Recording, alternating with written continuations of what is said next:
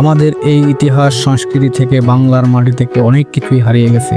তার ভিতরে একটি পেশাও হারিয়ে গেছে, হারিয়ে যাওয়া পেশা রানার, ডাক পৌঁছানোর অবিচল পথিক। আজ থেকে কয়েকশো বছর আগে যখন দেশে টেলিগ্রাম, টেলিফোন বা ডাকবাহক ট্রেনের অস্তিত্ব ছিল না, তখনই বাংলার যোগাযোগ ব্যবস্থার সবচেয়ে গুরুত্বপূর্ণ মানুষ ছিল রানার বা ডাক রানার।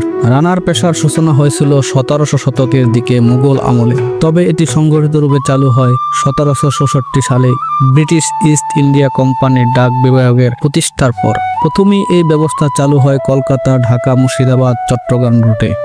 ইংরেজরা যখন ভারতে তাদের প্রশাসনিক যোগাযোগে দ্রুত করতে চাইল, তখন তারা ইউরোপীয় ডাক সিস্টেমের আদলে পায়ে হেঁটে চলা রানারদের নিযুক্ত করে। এই পেশাটি তখন থেকেই বাংলায় জনপ্রিয় হয়ে ওঠে। বিশেষ করে ঢাকা, ফরিদপুর, ময়মনসিংহ, কুমিল্লা ও রাজশাহী অঞ্চলে রানারদের পথচারণ ছিল অসাধারণ দৃশ্য। একজন রানার সাধারণত কাঁধে ডাকের থলে, হাতে একটি ঘণ্টা বা বর্শা নিয়ে পায়ে হেঁটে কয়েক মাইল পথ অতিক্রম করত। ঘন্টার শব্দ শুনে মানুষ বুঝতো ডাক আসছে। প্রতিটি রুটে নির্দিষ্ট দূরত্ব পর রানার পোস্ট ছিল বা ডাক বাংলো থাকতো, যেখানে একজন রানার এসে চিঠি হস্তান্তর করত পরবর্তী রানারের হাতে। এভাবেই এক প্রান্ত থেকে অন্য প্রান্তে খবর পৌঁছে যেত দিন বা রাতে, বৃষ্টি ঝড় উপেক্ষা করে।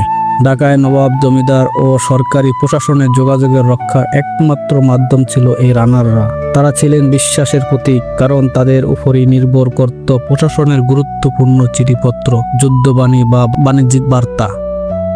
তাদের অনেক জায়গায় বলা হতো ডাক বাহক, ডাক পিয়ন বা রানার বালক।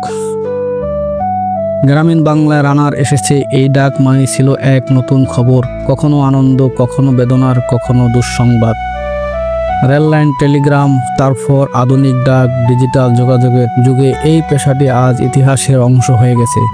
তবুও বাংলাদেশের অনেক প্রত্যন্ত অঞ্চলে এখনো কয়েকজন গ্রামীণ ডাকবাহক সেই পুরনো ঐতিহ্য ধারক। রানার ছিল শুধু একটি পেশা নয়, এটি ছিল বিশ্বাস, দায়িত্ব, দেশের প্রাণসম্পদের প্রতীক। তাদের ঘাম, ক্লান্তি, পদক্ষেপের উপরে দাঁড়িয়েছিল বাংলার যোগাযোগের প্রাচীন ইতিহাস। বাংলাদেশের রানার একসময় অবিচল পথিক, যার ঘাম, ক্লান্তি আর দায়িত্ববোধ মিলে ঘরে উঠেছিল যোগাযোগের প্রথম অধ্যায়। তাদের কার্যক্রম শুধু ডাক পৌঁছানো নয়, ছিল মানুষের মনের খবর পৌঁছে দেওয়া।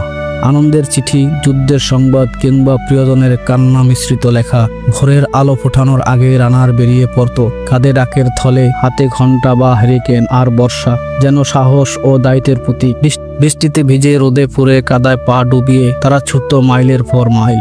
প্রতিটি পথের নির্দিষ্ট দূরত্ব ছিল ডাক বাংলো বা রানার পোস্ট। একজন রানার সেখানে এসে থলে খুলে দিত, পরবর্তী রানারের হাতে তুলে দিত বার্তাগুলো। এভাবেই গন্তব্যে পৌঁছত প্রশাসনের চিঠি, ভালোবাসার খবর বা দুঃসংবাদ। রানার এসেছে, এই ডাক শুনলেই গ্রামে জেগে উঠত, কেউ খুশিতে দৌড়ে আসতো, কেউ অজান্তে চোখের জল ফেলতো। রানার ছিল মানুষের কাছে খবরের দূত, একজন অচেনা কিন্তু সবচেয়ে নির্ভরযোগ্য মুখ।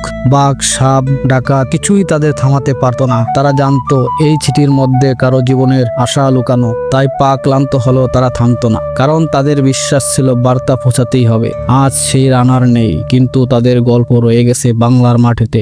গ্রামীণ পথের পুরনো ধুলোর ডাক বাংলোতে এখনো যেন ভেসে আছে সেই ঘন্টার আওয়াজ, ডাক আসছে, রানার আসছে। সেই পুরনো রানার ইতিহাসের এক বিশাল অধ্যায়ের যোগাযোগ মাধ্যম।